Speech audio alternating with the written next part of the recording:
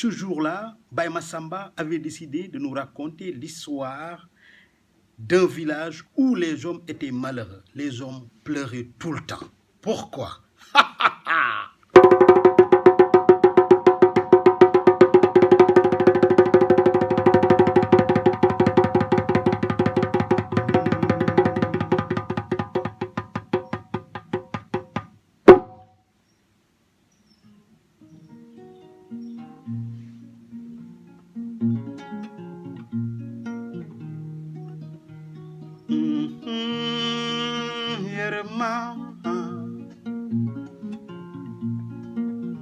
Toujours avec Babacar, avec son instrument,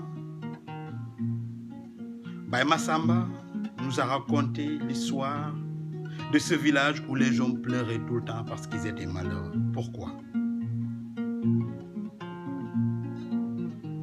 Dans ce village, à chaque fois qu'il y avait mariage, le jour de la nuit de noces, les femmes disparaissaient. Ah oui, à chaque fois qu'il y avait mariage, le soir même, la femme qui est mariée disparaît emportée par un génie. Du coup, les conjoints étaient malheureux et pleuraient tout le temps. C'était comme ça pendant longtemps. Dans ce village, il y avait un roi. Il a tout fait. Les sorciers, les sorcières, les devins, tout le monde avait essayé de trouver le problème, mais personne n'a pu résoudre ce problème. Les femmes disparaissaient à chaque fois.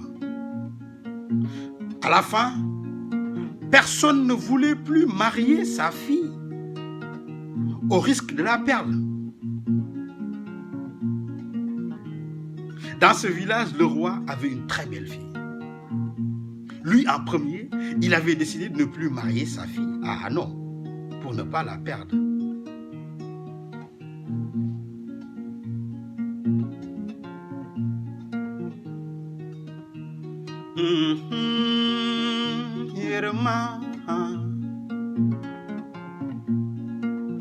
Dans un village voisin, il y avait un homme. Un petit garçon, oui, un homme. Qui était courageux, un guerrier.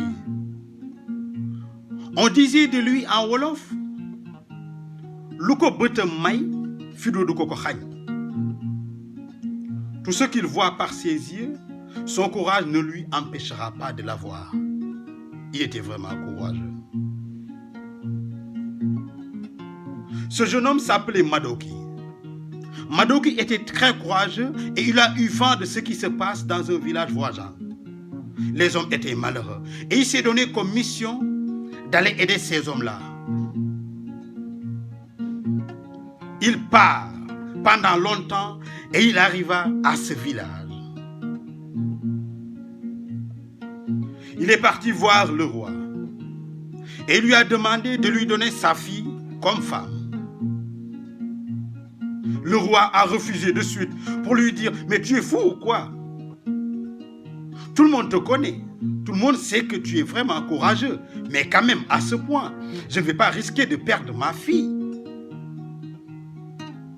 Madoki l'assura. Et lui dit, si tu me donnes ta fille comme femme, si le génie l'emporte, j'irai trouver ce génie. Non seulement je vais libérer ma femme, mais je vais libérer toutes les autres femmes.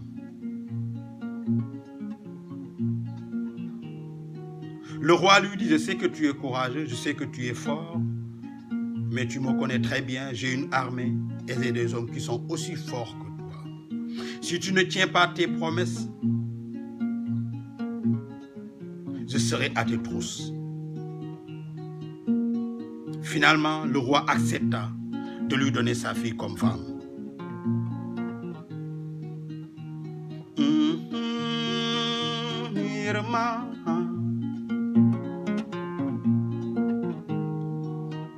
Jugu ya manyi de.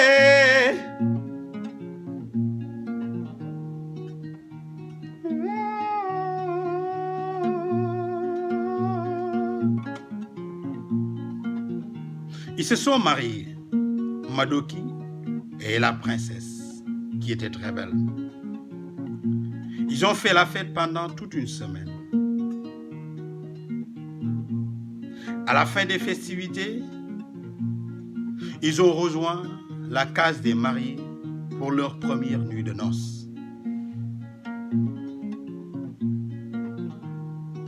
Le soir, quand ils étaient seuls, d'un coup, Madoki ne voyait plus sa femme.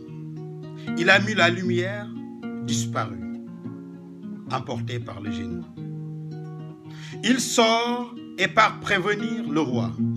Oui, ma femme a disparu, mais je pars par ses pieds.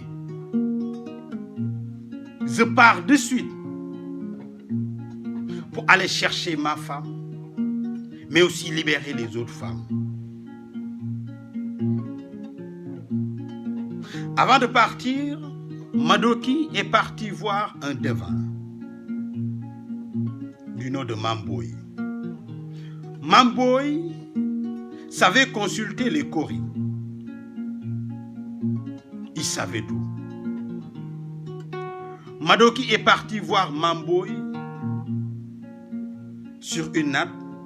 Mamboy étala ses coris. Et il lui dit, le génie, il vit de l'autre côté de notre fleuve. C'est une antilope. À l'intérieur de l'antilope, il y a un tout petit antilope. Cela veut dire que l'antilope est pleine. À l'intérieur de ce tout petit antilope, il y a un corbeau. Et à l'intérieur de ce corbeau, il y a un œuf. Il faut casser cet œuf pour libérer les femmes. Il lui dit, l'antilope, à chaque fois au beau milieu de la journée, elle sort pour s'abreuver de l'autre côté du fleuve. C'est là où tu pourras le voir et l'attaquer s'il le faut. Madoki a bien pris note et il s'est engagé pour aller libérer ces femmes.